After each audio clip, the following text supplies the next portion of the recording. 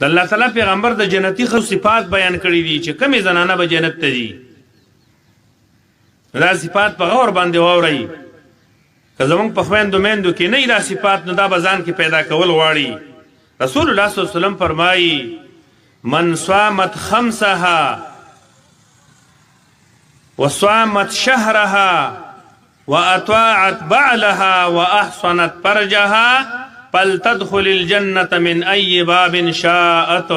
محمد رسول الله صلی الله علیه وسلم فرمایي چې په کوم زنانه کې څلور صفتونه موجود دي نو کدا د جنت د هرې دروازې نه جنت ته ځي نو دې ته اجازت دی عزتمندو د جنت اته دروازې دي او ځان له جدا د هر عمل د پاره دروازه د باب الصلات د دې دروازې نه به منځګزار داخليږي باب الریان د دې دروازې نه به روزدار داخليږي باب الصدقه د دې دروازې نه به خیرات کوونکی داخليږي باب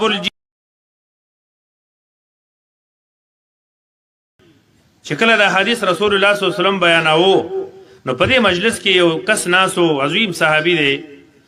ابو بکر صدیق رضی الله تعالی عنہ هغه فرمایل د الله پیغمبره د هر چا د پاره به جدا دروازې خو ستا په دې امت کې داسې څوک موجود دی چې هغه ته به د جنت هر دروازه आवाज کوي چې زمانه جنت ته داخل شه رسول الله صلی الله علیه وسلم ته فرمایل او زما امید هم دا دی چې هغه به تی چې تا ته به د جنت هر یو دروازه आवाज کوي چې ابو بکر صدیق په ما باندې جنت ته داخل شه عظیم خلق دی عزتمندو داسې خلق تیر شوي دي چې جنت د هغې په انتظارو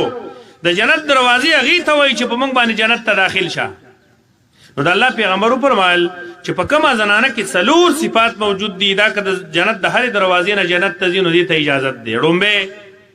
چې خپل 15 وخته مونځ کوي 15 وخته منځګزاری عام طور باندې زنانه خویندې میندې چې غمونه او ښادو له لاړې شي نو بیا مونځ نه کوي چې غم او ښادۍ له لاړه بس بیا مونځ ساقط شو د دې نه دا ذمهواري ختمه شوه نو دا ښادي خو د بل چا ده دا غم هم د بل چا شوی دی نو ته پکې مونځ ولې قضا کوې الله نه وویرېږه د مونځ تعلق خو د غم ښادۍ سره نشته دی دا خو 15 وخته پابندي ده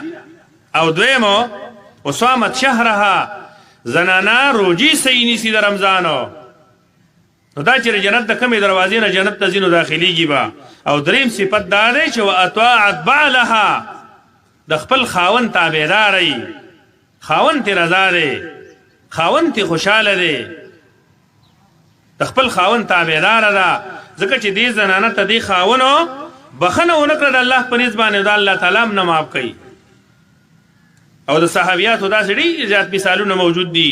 چې هغې د خپل خاوندانو څومره تابعدارې وي خپل خاوند سره څومره مینه وه څومره محبت یې و د خاوند دپاره درد سر نه جوړېده د خاوند دپاره د ټینشن او د ډپریشن ذریعه نه جوړېده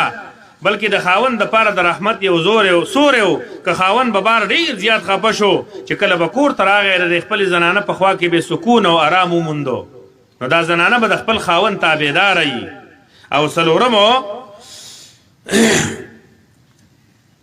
دا زنانه به د خپل حیا او د عزت خیال ساتي و احسنت فرجها د خپل حیا او د عزت خیال به ساتي دا زنانه خپل حیا به نه ختموي د خپل ځان حفاظت به کوي د خپل نفس حفاظت به کوي د دې دا بدن د دې خاوند امانت دی